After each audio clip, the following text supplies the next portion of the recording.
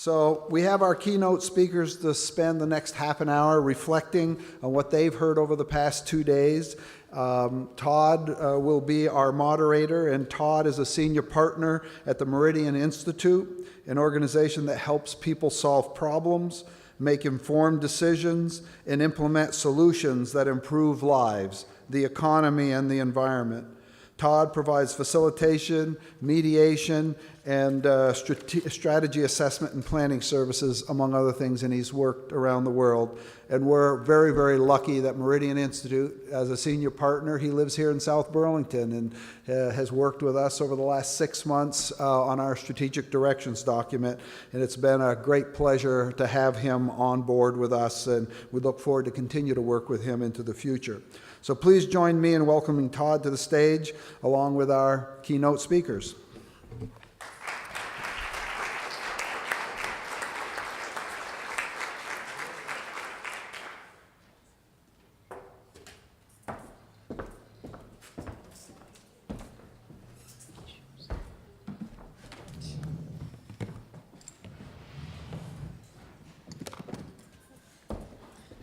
Good afternoon, everyone.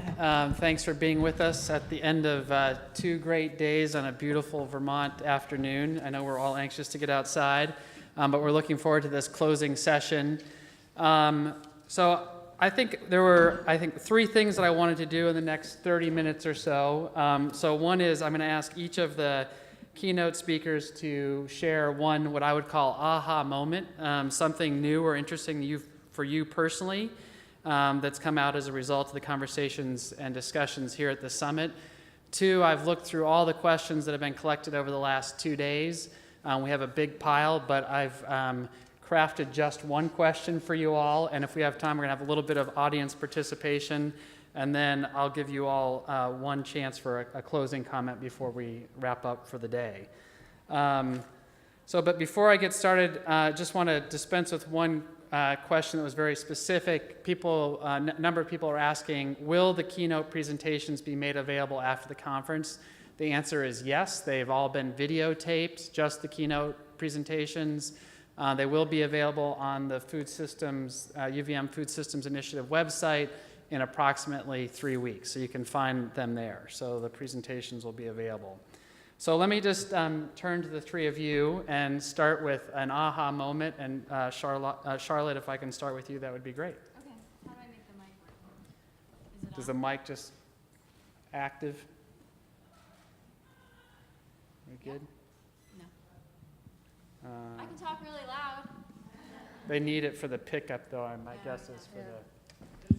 This one works here. This one works. Thank you. This one's live.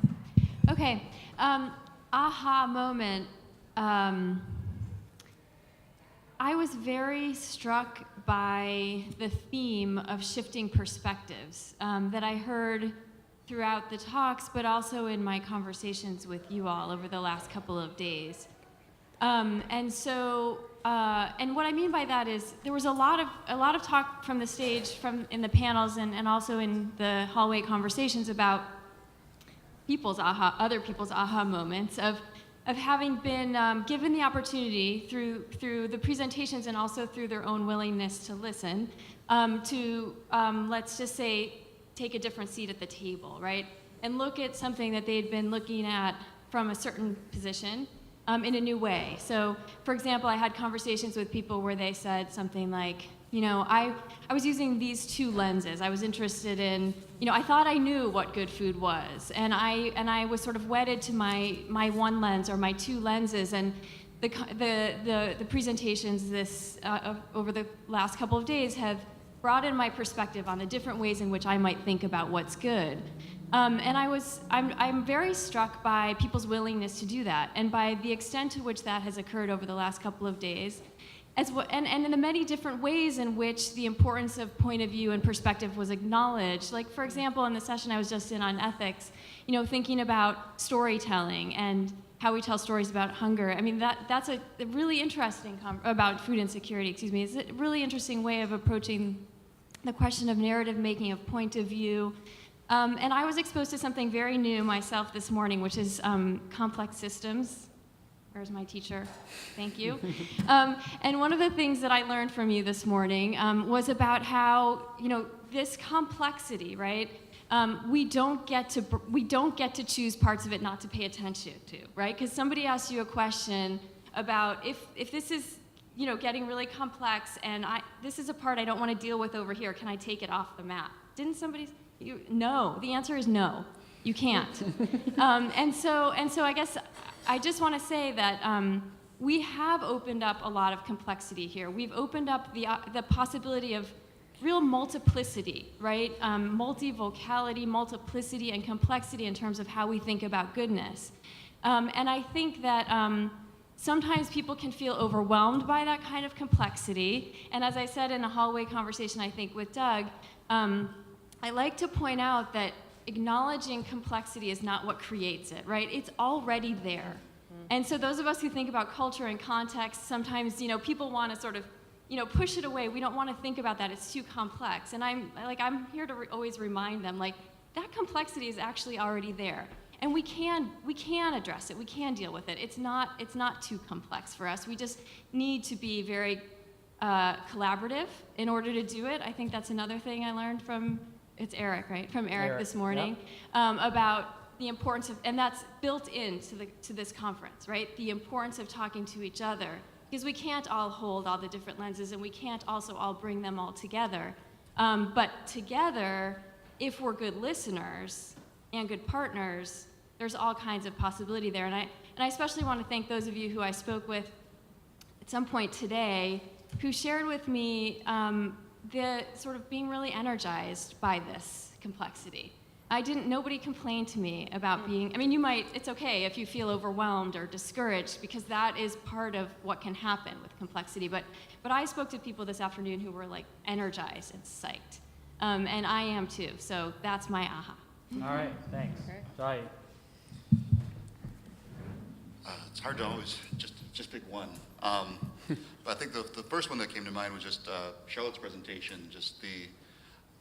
I had known the way that different characteristics of food or anything actually that you look at sort of grouped together in people's minds is not the same way that we group them together as researchers or researchers in different areas. But the sort of full extent of that and the internal validity of it, that it's a reasonable set of reasonings from people, it's just they're using a different frame.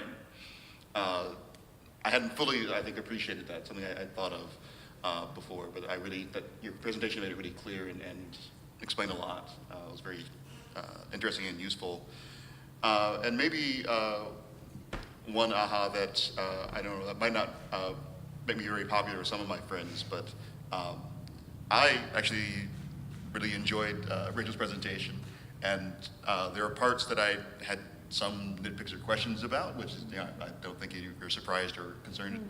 It's not against the spirit of your conversation, but several of my colleagues or friends just going, "Oh God!"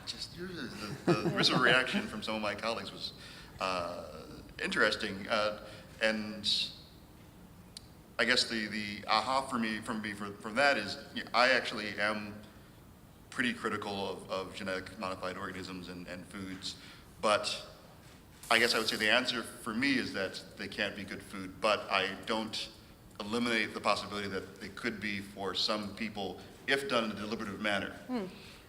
If it really is done with a community, it still would be something I would disagree with, but I acknowledge that's a right that a community might have. And that's not the way it's done right now. But it was an aha that I think there's a number of my colleagues that it is still completely, exclusively can't be good food, even if a community democratically chose it, which I agree is not what has happened so far. So I'm not sort of yay something exists in the world the way it is right now. But the possibility that you're opening, the possible examples, which I actually still don't think are very likely, but if they happen, it's just interesting to me that there is still a resistance to even allowing others to make that choice, maybe, that I didn't expect to see or maybe didn't appreciate. That I've been finding it internally in myself and haven't appreciated where all people are in different parts of the spectrum fighting these different internal contradictions that actually we all have, sort of tied back to Charlotte's point. I think as researchers, we actually underestimate how much we have our own inconsistent sets of beliefs that clash with each other. All right, great. Rachel. Okay, so what excited me particularly yesterday, but it's recurred a number of times kind of in various discussions, is how much people are willing to sort of be bimodal and think about the big picture, about ideals of how we'd like to completely revamp everything, and longer term solutions side by side with shorter term gains. So often when I talk to groups, it's sort of almost two extremes. One is sort of people who are very active in food activism. They want to change the entire world. They want to change it overnight. They're doing everything they can to do that. And then there's people from sort of the more industrial side or more retail sector, whatever, who are just, well, this is the system we have. We can't change it. There's nothing really we can do. It's all so piecemeal. And what I found in this group was this sort of hybridization of we can have long-term goals, we can have shorter-term goals, we can have micro sort of solutions, but we can work kind of on both these things simultaneously. And even though I hadn't seen, I think someone said this earlier, I hadn't seen the subtitle for this conference, which I take it is the overarching subtitle for these conferences, this idea of both allowing things to evolve, but we can perhaps structure and guide that evolution, and at the same time simultaneously looking for something that might be more revolutionary and achieve broader long-term goals was really heartening to me. And then the second thing was that the more as the summit sort of progressed, the more people started focusing on the idea that perhaps different contexts will require different solutions. So that echoes, I think, some of the things that Charlotte and Jahi have just said, but in particular, there may be no one-size-fits-all kind of solution. And I think, this group has been very creative about thinking about some of those devil in the details kinds of things. Okay, great. Okay, so some questions, or a question for our panelists. So I had a chance to sort through dozens and dozens of questions that were submitted over the last 2 days. And not surprisingly, there were lots and lots of very specific questions for Rachel about GMOs, which we're not going to get into, but I'm sure she'd be happy to talk to you about those. But there was a recurring theme or set of questions. In fact, all these questions, these cards, are all kind of touching on the same issue. So the context for the question, and if we have time, I have a little bit of audience participation, is that it's clear that you three inspired this group and all the small group conversations, and you challenge people to think about issues in new ways, to think about the complexity of issues related to food systems, to think about connectivity, to think about collaboration, which was great. But all these questions are questions back to you to say, okay, well, now we're feeling a bit overwhelmed. We don't know what to do or how to do it. And they're looking for some advice and feedback from you about what do we do and how do we do it. And people refer to the overall kind of complexity of the system, the economic structure that allows for things like externalities, power dynamics, subsidies in the system, policy frameworks that are stacked against good food, failure and dysfunction of governmental systems. The list went on. And I think even in your comments just now, you kind of alluded to this kind of energy that we are feeling, but also this sense that people are kind of wondering, okay, well, so now what? And so I'd like to ask the three of you if you have any thoughts about that, and then actually going to ask everyone in the audience to participate in a quick exercise that asks you all to answer the question that you're directing up here to the panelists. And I just picked out a couple of the cards just to give you a flavor, but there were many, right? So someone said, what lever should we pull to achieve a just system? Or what levers? Someone else said, how would we suggest that the public become informed or trained enough to be able to effectively communicate or dialogue about controversial issues around food or genetic modification? So how do we do that? So people had a lot of questions about the how and the what. So Charlotte, any thoughts about that? I was thinking I might let someone else go Okay. first this time. Rachel? I can start. I think as far as sort of the second question, which I was forewarned about by someone, I do think it's not the sort of thing that's going to happen instantly, and it is something that requires deeper cultural change. So people have said this in sort of deliberative democracy literature, that very much, at least just take Western cultures like the United States, sort of the reigning paradigm is very combative, made very much worse by this year's presidential debates. But this kind of debate equals argument equals winning. And what I would say is if we want to break that down, we need to start at a very young age teaching kids how to talk, but how to listen. And not just how to talk to win points, but how to talk in a way that allows their values and their ideas to become clear to others, this sort of putting yourself in other people's shoes kind of business. Because I think then by the time they get to high school, again, lots of schools are different, but they learn how to debate, they learn how to score points, they learn what an argument is, but they don't learn about respectful dialogue, and particularly respectful dialogue over these kind of deeply held values. This is the sort of thing I think needs to start incredibly early. I actually am pretty skeptical you can jump in with adults with well-formed habits and get them to engage over these kinds of issues. So I guess the second antidote is start with things that perhaps are less heartfelt than food. It may well be that you should be participating in a community over debates over the right sort of park. Someone was doing that today. Get involved in your local communities and your surrounding communities in an issue that you care less about, but trying to create the atmosphere where respectful dialogue can occur, and then move up to some of these really deeper, hard things. It's very practical, very micro. And I guess to go back to the first one really quickly, I think the answer to what now depends on who you are, what your expertise is, what your interests are, and how you're placed. So my answer would be, it depends a lot. I mean, if you're a producer, maybe one of the takeaways here is to go back and think about not just your practices, but who your customers are, the way in which you serve them, the discourse that you use in order to serve them, and how those may indirectly or directly be reinforcing some particular values that you don't mean to be communicating. That's one thing. Just one really micro example. The lawyers may well want to take up a different strand, and so on. But that's just very quick ideas. All right, Jahi? Yeah, so I've got, a couple of simple answers which make me think they might be wrong. But, one sort of ethos that I try and live by is that there is so much to do. So I try and think of it as just sort of pushing yourself to do a little bit more, each time. Figure out what you can do that well, and then try and push next week to do something a little bit more beyond that. And for me, really for many of the issues that we face, there's a very specific, sort of ladder to me that if we really want to get these things changed, I think there are actually venues that are being created where adults are able to communicate. And the Rural Climate Dialogues at ITP, which I was in, we had comments from people that were literally, I thought this was going to be some kind of liberal kumbaya about global climate change, but you guys actually listened to me.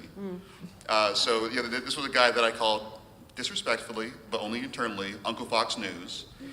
And he was very upset at a lot of the, or not upset, very energized about a lot during a lot of the conference, and they took special time to consult with him and make sure he felt heard and bring his points back to the group. And anyway, so I think there's processes for that, but so I'd say in terms of what to do, I'd say, get involved in a local group of some kind.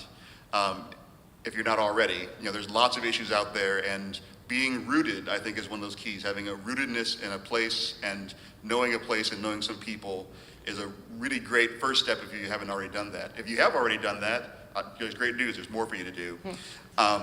I think working with other groups and with whatever other concern that maybe is outside of your immediate area of interest or immediate area of work, even if you're really about food, it might be an education group around or housing access, and earn the right for their attention by listening, by showing up for other people's battles. That's a thing I think, to me, that's one of the steps. Food sovereignty is an area I work in. Some of you might have heard that term. And to me, a first step in food sovereignty is actually showing up for other fights. The last name of food sovereignty is sovereignty. And so if you're not fighting for other kinds of sovereignty with people, then why would you expect them to show up for your thing? The example I gave was Black Lives Matter. If climate activists at University of Michigan are not going to Detroit for Black Lives Matter, which is literally life and death, why would you expect them to come to climate change, which is life and death, but at a grander, more abstract scale? And so if you've done all those things, which is really awesome, good job.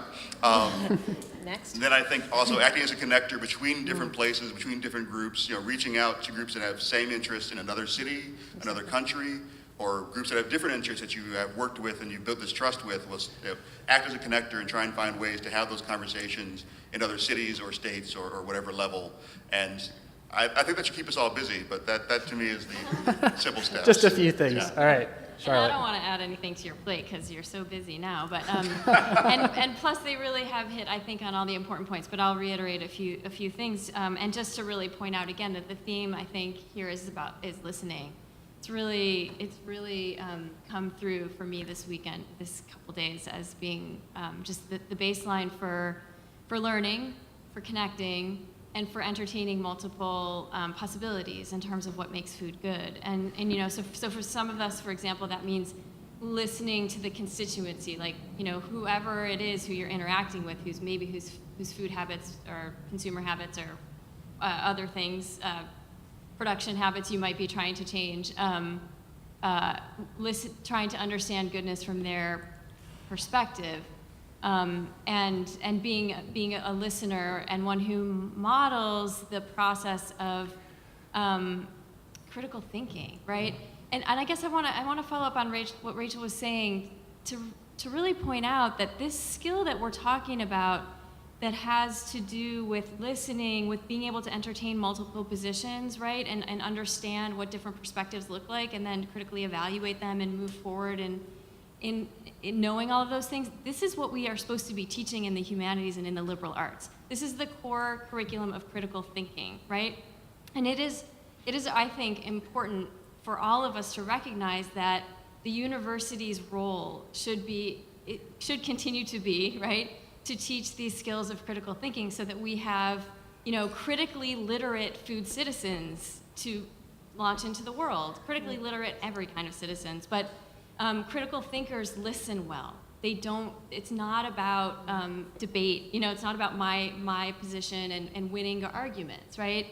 And so thinking about the university politics is a piece of this. I think what we are doing to train critical thinkers, and what's being sort of done now, at least in my experience, sort of put in the GE classes. You know, yes, it's an important general education requirement, and it's important for all of our majors, like to be truly well-versed in critical thinking, whatever specialty it is, you know, however specialized the science is that our students are learning. They also need to be good communicators, and that means being good listeners, but really sensitive to multiple points of view.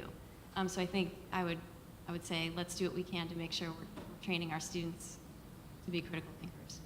So I realize it's very stereotypically male for me to jump in again. The last word. Go. But I just wanted to say, It's not the last word, but you said, it doesn't have to be the last word, but you said liberal arts and humanities. Please, please, please, natural sciences also need to do this critical thinking and listening. That is what I meant. Listening.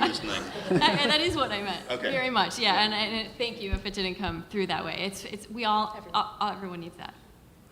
all right, so I'm going to look to Doug and Allison. We started a few minutes late. Do I have permission for an extra 5 minutes? Okay. So this summit is for you and about you, and the panelists actually wanted to hear from you. What you asked the question, what should we do and how should we do it? And I and they would like to hear from you. So I'm going to ask you to take maybe 3 or 4 quick minutes, grab a partner, and share a thought or two about what you might do coming out of this conference that you've been inspired by the conversations and dialogues with your colleagues. Could be something small and local. It could be something that bigger that you want to pursue. And I'm just going to go around the room and just take a few. We won't have, obviously, time for report outs from all these pairs, but just take a few minutes, share a thought or two, and I'll just randomly pick a few folks. What are you going to do, and how are you going to do it? So take 4 or 5 minutes, grab a partner, and then we'll wrap up here in just a few minutes. Okay, welcome back. Do I have any volunteers? Anyone who wants to share something that you discussed with a colleague? If so, just raise your hand and wave at me. Somebody volunteer? Come on, somebody. No good ideas? No one wants to do anything? Yeah, back here, and if you can project your voice, since we don't have microphones, then I'll try to repeat. One thing we definitely talked about here was, you talked about creating local communities, really embedding yourself in one. And we have that right here. And just keeping in contact with all the people that we met at this conference, really connecting all the campaigns that we're working on, and moving that forward as a region, as a country, and as people, and doing that. Not just really talking about it, but doing it. Showing up for people when they need help and asking people for help when you need it. Great, thanks. Somebody else? How about over here? Yes. I'll just speak to that very great segue. when I was deep diving into food systems some time ago, maybe 5 years ago, I sort of came to one main highlight, and that is reclamation of democracy, model democracy, maybe deeper democracy. So for there to be a bonding between movements, I think it would be that. So I don't know if we can have a democratized food system unless we reclaim democracy. So my coming years are probably focused on that. Great. And I can't tell you how many of the questions included some element around democracy and our democratic system or lack thereof. So other folks, anyone else? Marcela? Oh, right here, and then we'll go over to you. Okay. Yes. Hi, everyone. It's on, you just need to talk. It's on, into just the video. right up to your mouth. There you go.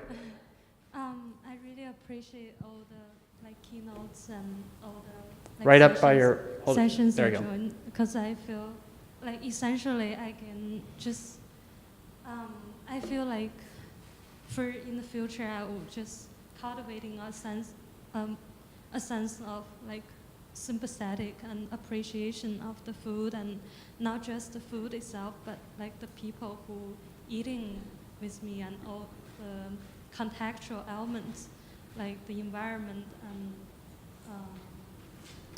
and just the whole process, not just eating, like consuming itself, but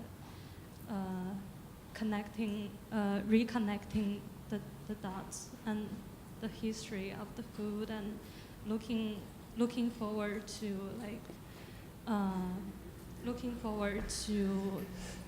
be more like communication.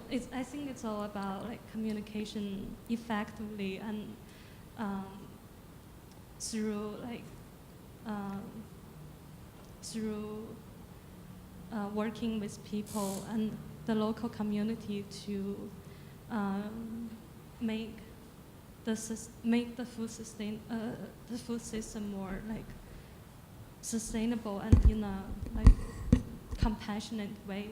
I think that's Thank you. the takeaway.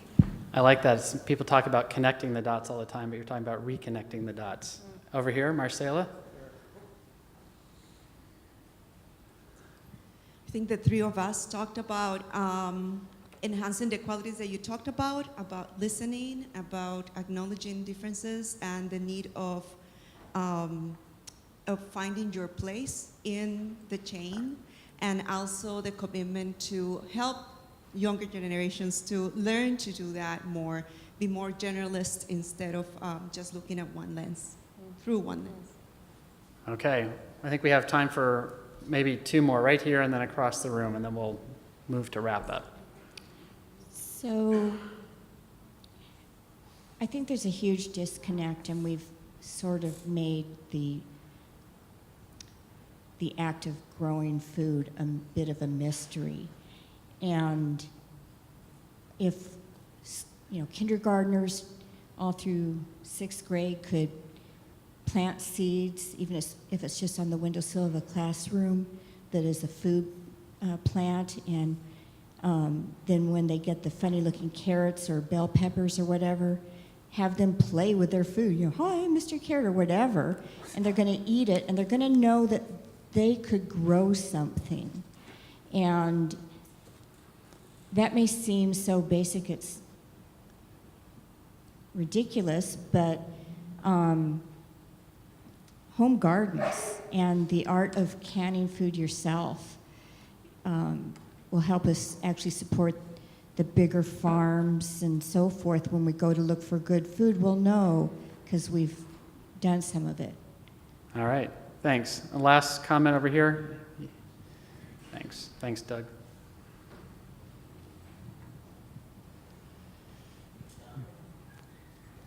Thanks. I think my biggest takeaway, I graduated college actually last week, and I'm currently doing an AmeriCorps Vista position at the Vermont Food Bank. But my biggest takeaway is that absolutely, yes, I'm going to keep working in this field. I studied food systems and food policy in college and work at a food-based nonprofit here in Vermont, but just an overwhelming desire to commit myself professionally, maybe forever, to this line of work. All right. All right, I know there are other people that had comments, but I've got my eye on the clock, and we need to move towards wrapping up. So I'm going to ask our panelists to just each, I said, rather than long closing comments, one word that describes how you're feeling or one short phrase. And then I'm going to turn it to Doug for the official closing. So, Charlotte. Okay. Don't be afraid of complexity. Embrace it and be a champion for it. And don't forget what you learned in the last couple of days about it. And just stand up for complexity. All right. Quite one word. Complexity is the word. I said it like 5 times, but. Jahi. Well, so everyone, but especially my researchers out there, solidarity. If you want other people to do anything to do with your work, don't only do what you do. Otherwise, you can't expect them not to do only what they do. All right. I guess my word is reflect. And then the sub thing is, don't just vote with your fork, reflect. All right. Awesome. All right, Doug. I'm just going to stand here and say thank you to our keynote speakers. Thank you for saying yes. Thank you for coming from Australia, Minnesota, and California. And you should have a Skype call with them someday. It's quite the feat at whatever time in the morning to whatever time in the evening here. But thank you very much for coming and for participating so thoroughly with the breakout sessions and concurrent sessions. Thank you, Todd. Thank all the folks that headed up our sessions. Please stay connected. The UVM Food Systems Initiative website is there. The talks will be up. The keynote talks will be up. The videos will be up. And my right-hand person is making very subtle notions that she has something to add as well. So other than that, as soon as she's done talking, we're going to adjourn. Or why don't you tell them it's adjourned after you say what you're going to say? So just a note from the Davis Center folks that this building closes automatically at 6 p.m. So if you leave anything in the building and you're trying to get in after that, it will be very difficult. Thank you all. We're adjourned.